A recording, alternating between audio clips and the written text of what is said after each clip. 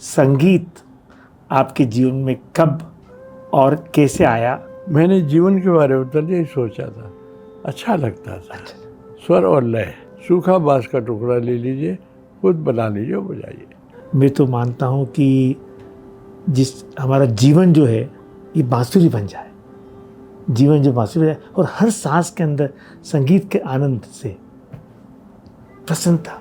क्या बढ़िया सोच है, क्या बढ़िया बात कही आपने।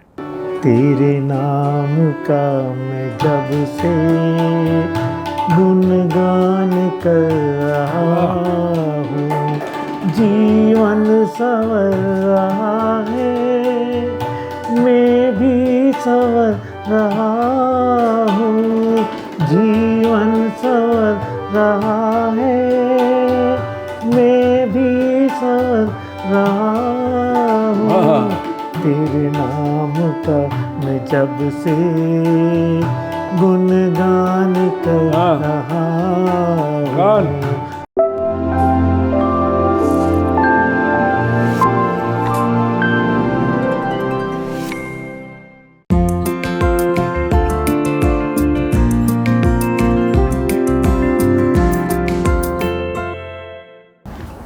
मैं दिनेश आरा, इंडस्ट्रियलिस्ट, एंटरप्रेन्योर और फिलैंथ्रोपिस्ट और साथ में स्टूडेंट ऑफ लाइफ भी हूँ।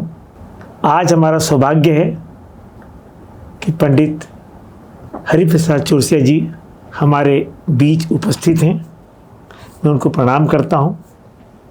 आपने विश्व में बांसुरी वादक के रूप में एक अपना स्थान बनाया है और भारत सरकार द्वारा पद्मश्री और पद्म विभूषण से गौरवान्वित है। पंडित जी, मैं आपको प्रणाम करता हूँ, आपका बहुत बहुत स्वागत है और आपने समय निकाल कर आज जो हमारा संगीत से सनातन की यात्रा की जो चर्चा है उसमें आप उपस्थित हैं। सबसे पहले मैं आपसे जानना चाहूँगा कि संगीत आपके जीवन में कब और कैसे आया और आपने बांसुरी का ही चयन क्यों किया? ये भी बहुत अच्छी बात है। कोई ऐसा पूछते नहीं कि आप बांसुरी क्यों चयन किया, क्यों उसको पसंद किया। पहले तो मैंने पसंद नहीं किया, भगवान श्री कृष्ण ने पसंद किया।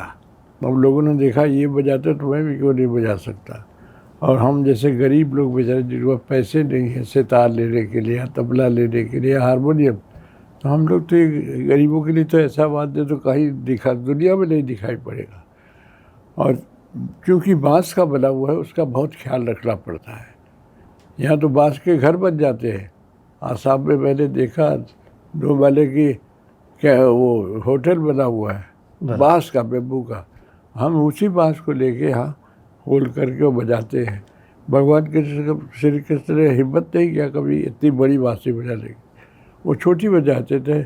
हम लोगों ने साहस करके और मेहनत करके और पहलवानी करके अपने कहा बड़ी भी बजाएंगे। अच्छा। और मैं भी बजाता हूँ, मेरे बच्चे लोग भी बजाते हैं बहुत सुंदर। तो ये चुनने का मतलब ये था कि हम गरीबों का, जिनके पास पैसे नहीं थे वाद्य खरीदने के, तो हम ऐसे ही वाद्य को चुना कि चलो ये तो हम खुद बना सकते हैं। बांस लिया, उसको होल किया और बजा लेते। ठीक है। तो किसी दुकान में ऑर्डर करो, वो बोलेगा कि आप 2 साल लगेगा या 1 साल लगेगा, उससे अच्छा हम रोज़ बनाएंगे और रोज़ बजाएंगे। ठीक। और दूसरी बात यह है कि इसमें तार का या जवारी का या कोई किसी स्पेशल लकड़ी का कोई ज़रूरत नहीं है। सूखा बांस का टुकड़ा ले लीजिए, खुद बना लीजिए और बजाइए। तो क्या आप शुरू से ही बांसुरी वादन में अपना जीवन बनाना चाहते थे या आपको कोई माता पिता ने आपको उसको?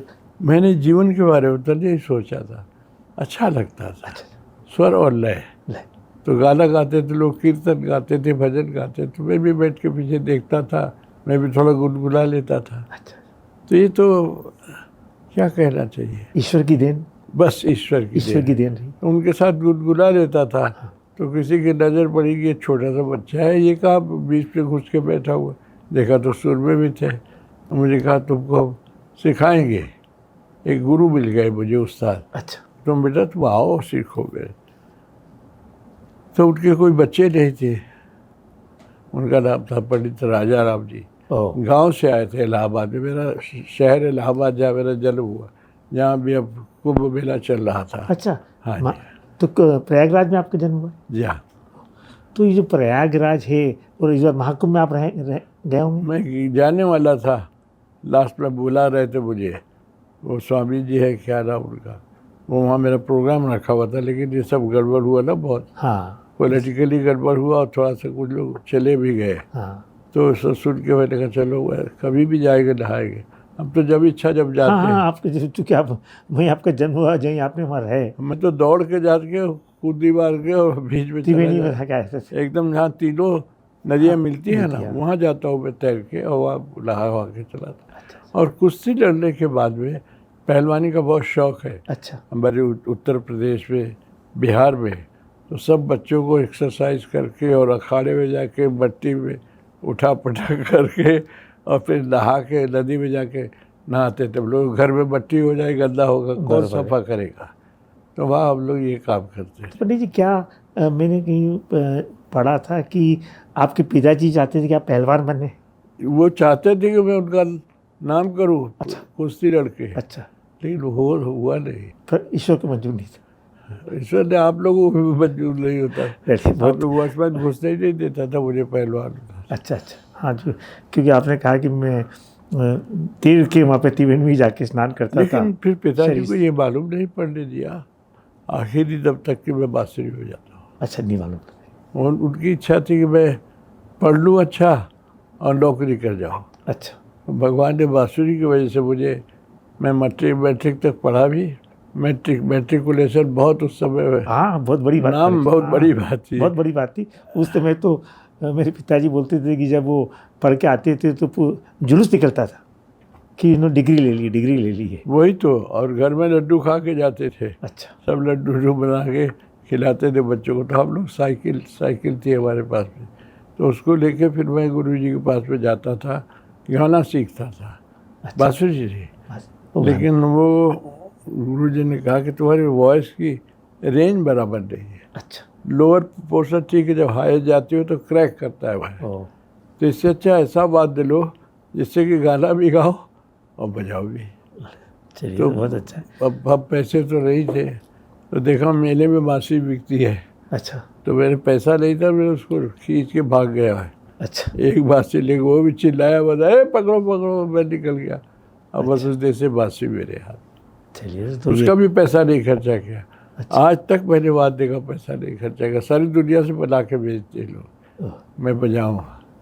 चलिए, तो ये बहुत ईश्वर की कृपा रही, आप पे आशीर्वाद रहा कि आपने भगवान कृष्ण को जो प्रिय है, बस वही मुझे एक डिस्टर्ब होता है, वो आपने उसको अपनाया। उन्होंने नहीं सुना कि लोगों को इतना नाम कर लिया है। अभी तक मैं वो एक महिला भी नहीं पहुंचा उस 100 वाले पे भगवान श्री कृष्ण। तो हमेशा रहेगा बराबर। वहाँ तक बड़ा मुश्किल है पहुँचना। मुझे नहीं लगता कि मैं उनकी तरह बजाता हो या उनकी तरह दिखता हो या क्या हो, या उनकी तरह विद्या हो। कुछ बोल नहीं सकता हूँ, लेकिन मुझे नहीं लगता कि मैं वहाँ तक पहुँच पाऊँगा। बराबर। और अगर कुछ किया उनकी हरकत को तो शायद पुलिस पकड़ भी ले जाए। ये क्या करते हो गोपियाँ करके, तो अलग ही देखते हो, वो अलग देखते हैं गोपियाँ। लेकिन वो युग ऐसा था। आज के युग में कौन ये चाहेगा कि ऐसा बांसुरी बजा के करे कि चलो भाई बाहर बोलने में बुला रहे हैं अपने गोपियों को, चलो। वो अलग समझता। फिर भी आपकी बांसुरी वादन से अब वृंदावन ही नहीं, ये पूरे विश्व के अंदर लोग को उसका आनंद मिल रहा है। बस आपका आशीर्वाद है। नहीं, और ऐसे ही चलते रहना चाहिए। बराबर। क्योंकि बांसुरी एक ऐसा यंत्र है जो कि मधुरता, हृदय को छू लेता है। बहुत। और भगवान कृष्ण जी का जो पढ़ते हैं तो उनकी में इतना माधुर्य था कि गोपियाँ, बाल गोपाल, यहाँ तक कि गायें, पशु, प्रकृति भी नृत्य करती थी। उन्होंने एक रास्ता दिखाया कि गरीबों के लिए भी वाद्य हो सकता है। हाँ जी। जिनके पास पैसे नहीं तो ये वाद्य निकाला। कोई किसी दुकान ने सोचा भी नहीं। इवन विदेश में आजकल लोग बनाते हैं गोल्ड की बांसुरी और सिल्वर की बांसुरी, उसका पैसा इतना है कि बाप रे, मैं तो सोच भी नहीं सकता। नहीं, फिर भी जो बांस का नाम ही जो बांसुरी ध्वनि है। है, जो ध्वनि उसका जो साउंड हाँ। है, ऐसा तो जवाब नहीं है। बहुत बड़ा प्रकृति के वाइब्रेशन से मिलता है और आंतरिक प्रसन्नता देता है, दिल को छू जाता है। अब मैं जरा ज़्यादा तो नहीं बोल रहा हूँ। नहीं नहीं नहीं, बिल्कुल जो मैं आपने ऐसा चीज़ दिया कि मैं थोड़ा सा बहुत अच्छा लग रहा हूँ। अच्छा मैं आपका प्रेम है सच। पंडित जी, मैं आज का जो युवा पीढ़ी है वो बड़ी स्ट्रेस में रहती है, महत्वाकांक्षा खूब बढ़ाती है, अपनी योग्यता से ज़्यादा कर लेती है और गुस्सा रहता है, उनके रिलेशनशिप के अंदर बड़ा तनाव रहता है। और तो आप अब संगीत एक ऐसी चीज वो है जिससे कि हम उनकी प्रसन्नता को बढ़ा सकते हैं, तो आप उनके बारे में क्या कहना चाहेंगे?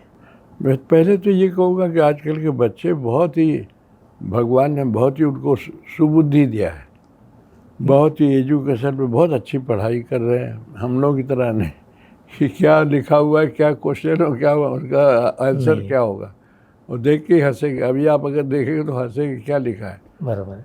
लेकिन क्योंकि इस वाद्य ने मुझे बचाया, जिस कॉलेज में मैं पढ़ता था, जिस स्कूल में मैं पढ़ता था, तो वहाँ कोई भी आए जो VIP कोई आए तो हमको दौड़ के बुला ले, भाई बजाओ, तो स्टेज पे प्रोग्राम रख दे और मैं छोटा सा बजा के, और फिर सब खुश हो जाते थे। जब मैं गड़बड़ भी हो पेपर पास कर देते थे, इसको रखो।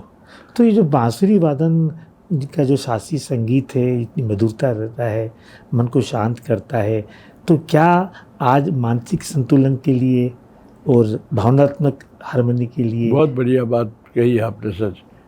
यही एक वाद्य ऐसा है, हम जब योग करते तो क्या करते हैं, बैठते हैं, सांस का संतुलन करते हैं और उसके ऊपर से बुद्धि को भी हमारे शांत करते हैं, चित्त शांत होता है ना।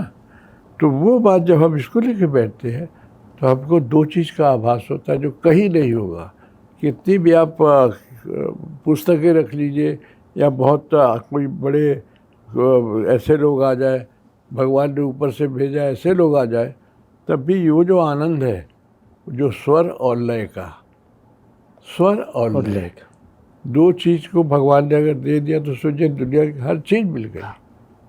हम जाके बैठते हैं आप जैसे लोगों के साथ, आप जैसे गुणी लोगों के साथ, और ऐसे खिलवाड़ भी करते हैं।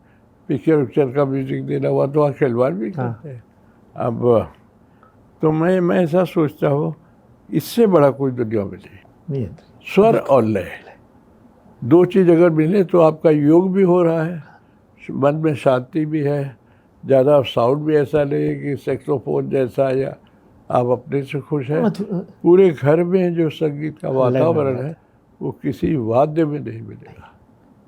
तो ये जो बांसुरी आपके जीवन में आई और जो आपने इसको अपना के शास्त्रीय संगीत में विश्व में जो ख्याति प्राप्त करी, और इससे की जो सांसों के द्वारा जब आप, तो मन हमारा शांत होता है, चित्त शांत होता है, तो फिर प्रसन्नता का स्रोत। मैं भाग्यशाली हूँ कि आप मेरी तारीफ कर रहे हैं। नहीं, मुझे बहुत अच्छा लग रहा है, क्योंकि आप क्या सोचते हैं भगवान और ये तो आप स्वर्ग में तो आप बैठे हुए हैं, मैं तो आ गया आपके दर्शन करने। नहीं, आपका यहाँ प्रवेश होना ही हमारे लिए एक बहुत ही महत्वपूर्ण रहा। मुझे अच्छा लगा, मेरी इच्छा में चलते हैं, देखते हैं, तो या तो और ही कुछ देखने को मिल गया, स्वर्ग। और दूसरी बात ये है कि मैं सोचता हूँ इस वाद्य को लेके जो भी लेगा ना, वो दुनिया में कहीं न कहीं किसी न किसी ऐसी जगह पे पहुँचेगा कि भगवान उसको आत्मा को भी शांति देंगे, उनके जो आजू बाजू में रहने वाले हैं उनसे भी उनको आशीर्वाद मिलेगा। और मंदिर में जब जाकर बजाएगा तो भगवान ऐसे बैठ के सुनते हैं। हमारे 24 घंटा मंदिर में बैठते हैं। जन्माष्टमी को हमारा मंदिर है छोटा सा, अच्छा, यहाँ भी और भुवनेश्वर में। अच्छा, उसका नाम ही रखा वृंदावन। वृंदावन में बांसुरी तो बजेगी। चलिए, तो 24 घंटा जन्माष्टमी में हम बच्चों को लेके बैठते, भरा होता है। अच्छा, और वहाँ पर नॉन स्टॉप हम लोग बजाते हैं 24 घंटा। फिर मैं टिकट लेके जाता हूँ भुवनेश्वर में। अच्छा, दूसरे दिन वहाँ 24 घंटा। ओह, तो ये जो हमारी पूजा हम देखते हैं, भगवान खेल रहे हैं, भगवान दौड़ रहे हैं, भगवान ला के दे रहे, मुझे ये खाओ, ये खाओ, हलवा खाओ, मिठाई खाओ, सब कुछ। वो हालत वो हम कुछ फील कर सकते हैं, बोलते नहीं। आज हम बोल रहे हैं आपको, हम किसी को नहीं बोलते, हमको उसका आनंद आता है। बराबर। तो ये आपकी जो वृंदावन आप बम्बई में बांसुरी के वादन के थ्रू लाए हैं, ये हमारा सौभाग्य होगा कि हम जाके वहाँ। मेरा सौभाग्य है कि आप जैसे लोग आके बोले रे आपको गुरुकुल करना है। यहाँ कहीं नहीं है गुरुकुल, दिखाई नहीं पड़ता कि म्यूजिक का गुरुकुल कोई हो। हाँ। सब बिजनेस सेंटर बनाया हुआ कि कुछ किराया दीजिए, कुछ पैसे दीजिए, कुछ तो बच्चों के आपको सिखाएंगे। हम लोग पैसे भी नहीं लेते, हम साथ में खाते हैं, जो मैं खाता हूँ सब खाते हैं। हाँ। और हम लोग साथ में हंसी मजाक और गाना बजाना। 2 जगह मेरा वृंदावन है, एक बॉम्बे में, दूसरा भुवनेश्वर में।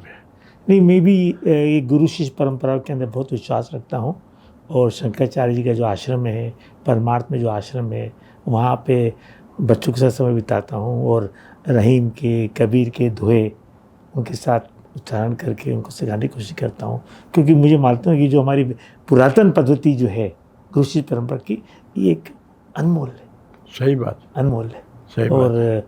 गुरु के प्रति जब तक शिष्य की श्रद्धा नहीं होगी तो फिर उसका उद्धार नहीं आएगा, नहीं कभी नहीं आएगा। तो ये जो वो बहुत ज़रूरी है। हाँ, जो आप बम्बई में भी कर रहे हैं और आप जन्माष्टमी, मैं नहीं कर रहा हूँ, आप लोग कर रहे हैं। नहीं, मैं उस काबिल नहीं हूँ कि मैं रोज़ खाना कहीं से आ जाता है, निमित्त सही, मिठाई कहीं से आ जाता है, और आप कहीं से, डॉक्टर ने बोला कि यार मिठाई को, मैं बहुत खाता हूँ मिठाई। अच्छा। हाँ, भाई जो आपको डॉक्टर बोलेगा कि ख़राब है आपके लिए, वो आपके लिए सबसे अच्छा हो। अभी लोग बोलते हैं आप बजाते हैं, मैंने कहा मैं तो ज़िंदगी भर बजाऊँगा, आखिरी सांस तक बजाऊँगा, क्या समझते हैं? उससे अभी अब से इतनी उम्र हो गई, मेरी को उम्र हो गई, बांसुरी बजा के उम्र और बढ़ती है, खत्म नहीं होती। तो पंडित जी, मेरी ऐसी मान्यता है और जो मैंने जीवन में अनुभव किया है कि संगीत, मेरे जीवन में संगीत एक मित्र है, संगीत मेरा एक साथी है। मेरे अकेलेपन के लिए पूर्णतः मुझे देता है। जब मैं दुखी होता हूँ तो दुख कम कर देता है, खुश होता हूँ तो खुश को बढ़ा देता है। तो ये जीवन में जो भी कोई अपनाए उसको अकेलापन कहीं महसूस नहीं होगा, प्रसन्नता का स्रोत बढ़ जाएगा। ये एक ऐसा साथी है, स्वर और लय, चाहे ये हो, चाहे गाना हो, चाहे भजन हो, चाहे कोई चीज़ हो, आपको हमेशा ऐसे पकड़ कर, और आप बहुत हेल्दी फील करते हैं। आप कितने भी थके हो, थोड़ी देर सुन लीजिए, देखिए आपको अच्छा लगना चाहिए। बराबर। मन वहीं चला जाएगा, आपका ध्यान वहीं चला जाएगा, सब भूल जाएगा, घर में क्या पका है, क्या पक रहा है, क्या मिलेगा, सब भूल जाएगा, वहीं जाएगा मन। तो अभी संगीत का जो हमारे जीवन में हमारे माता पिता ने, गुरुजनों ने बतलाया कि भाई जीवन का सर्वश्रेष्ठ लक्ष्य हमारा है ईश्वर प्राप्ति। ईश्वर प्राप्ति, और संगीत उसका सबसे सहज और सरल तरीका है। तो आप इसके बारे में कोई 2 शब्द कहें। मैंने कहा ना, संगीत मेरे लिए मेरा जीवन है। जीवन, और अगर जीवन मैंने बना लिया है, और मेरा वो क्या कहना चाहिए, मेरा धर्म बना लिया है, धर्म संगीत। अब उसमें स्वर में क्या है क्या नहीं वो मैं ही समझता हूँ। And it is difficult to explain about the Swaraj. Sir, भगवान वो देता है बुद्धि को, उसमें स्वर और लय। जब आपके दोनों मित्र बन जाते हैं ना, तो आपको जीवन में कभी भी आपको जो भी मिलेगा वो अच्छा लगेगा। इवन आप यहाँ से करें साइकिल में जाएंगे, कहाँ खार जाएगी, चलो साइकिल में जाए, उसका जो आनंद आएगा कार का आनंद ही रहेगा। म्यूज़िक रहना चाहिए, ध्यान रहना चाहिए, चले जा रहे हैं सुनते सुनते। म्यूज़िक के सिवाय और कोई बात ऐसी नहीं जो आपको आंतरिक आनंद दे सके। बराबर है। तो जो पंडित जी ने आपने जो बतलाया कि भाई संगीत हमें सनातन प्राप्ति के लिए सहज और सरल तरीका है, पूर्णता देगा, प्रसन्नता देगा, आनंद देगा, ये हमारा एक सौभाग्य कि आपने हमको इस चर्चा के अंदर ये क्लैरिटी दी। और मैं तो मानता हूँ कि जिस हमारा जीवन जो है ये बांसुरी बन जाए, जीवन जो बांसुरी बन जाए, और हर सांस के अंदर संगीत के आनंद से प्रसन्नता। क्या बढ़िया सोच है, क्या बढ़िया बात कही आपने। तो हम जीवन को इस बांसुरी बनाना चाहते हैं। जीवन को बांसुरी बना, उसका जो ध्वनि है उसका जब आनंद लेंगे तो वो आपको आनंद ले। सब भूल जाएगा। तो वो जो पूर्णता आएगी वो एक अपने आप में मोक्ष है, ईश्वर प्राप्ति। हम लोग मुसीबत को लाते हैं, हम खुद खरीदते हैं जाके, और हम कोई खुद कहते हैं कि जो दुनिया में अच्छा से अच्छा, जो हम यहाँ से अगर विमान से जाए खार या अपना अंधेरी, हमको बहुत ज़्यादा अच्छा लगेगा। लेकिन मुसीबत भी वही, कभी ख़राब हो गया तो आप बैठे रहिए एक कोने में, न कोई पूछेगा आपके क्यों बैठे हैं, क्या चाहिए आपको, कोई नहीं पूछेगा। तो जितनी मुसीबत है आप लेके आते हैं खुद, और जब फंसते हैं तब रोते कि क्यों लाए। साइकिल उससे अच्छी थी, साइकिल से निकल जाते थे, न पेट्रोल लगा न कुछ, खाली हवा भर के निकल। अभी तक मैं साइकिल चलाता हूँ। अच्छा। और मेरे पास है साइकिल, ओह, गाड़ी नहीं है। तो अभी आपने उसमें, अभी तो नई नई बाइसिकल आ गई है जिसके अंदर की बैटरी भी लगा सकते हैं आप। नहीं, वो सब नहीं, खुद की। बस हवा से खाली भरना। तो आपका स्वास्थ्य का राज का साइकिल? नहीं, ये नहीं है। मुझे शौक क्या है, के लिए। मुझे मेरा जॉब था हॉलैंड में, मैं डच गवर्नमेंट के अंदर 27 साल काम किया, ओह, म्यूज़िक डिपार्टमेंट, अच्छा यूनिवर्सिटी है ऑफ हॉलैंड। अच्छा। तो वहाँ पर म्यूज़िक डिपार्टमेंट का इंडियन म्यूज़िक का मैं वहाँ हेड था। ओह, तो वहाँ 27 साल था, तो वहाँ साइकिल का बहुत, हाँ, साइकिल के अलग ही लाइन है। पूरा डच आप लेन में देखेंगे है। उनका, हाँ, वहाँ सब लोग बाइसिकल ही चलाते हैं, बाइसिकल। मगर रास्ते भी ऐसे ही बने हुए हैं। ऐसे ही है, हाँ, साइकिल के लिए अलग ही रास्ता, और सिग्नल अलग है, सब कुछ सब अलग अलग है। रास्ते भी अलग हैं, जाने के रास्ते अलग है, और प्राय होटल के अंदर वो बाइसिकल पड़ी रहती है, लोग उसमें घूमते हैं, चलाते हैं, जो घूमते बाइसिकल का हर घर में आप देखेंगे, बच्चों के साथ में लोग निकलते हैं, घूमते हैं। हैं। बरोबर है, बरोबर है। तो चल, बहुत बहुत धन्यवाद आपको, आपने अपना समय निकाल के हमें ये मौका दिया कि हम सनातन संगीत यात्रा की चर्चा करें, और ये चर्चा सबके सदुपयोग हुई। और आपका जो ये बांसुरी वादन जो है, ये आपके स्वयं के लिए तो यही है। अब आपके इस चर्चा से लोगों के अंदर भी प्रचार होगा, प्रसन्नता बढ़ेगी, और जीवन का मकसद पूरा कर पाएंगे।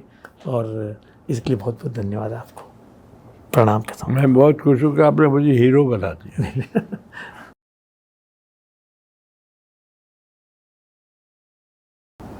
संगीत, जीवन, प्रसन्नता, संगीत, सफलता, संगीत और वाद्य, ईश्वर। स्वर है। पंडित हरिप्रसाद चौरासी। Nothing but the wind. Okay, same repeating. संगीत, प्रसन्नता, प्रसन्नता, ब्लिस, सफलता, परफॉर्मेंस, ईश्वर। इटर्नल। दिनेश शहरा। लिव टू गिव, सेवा।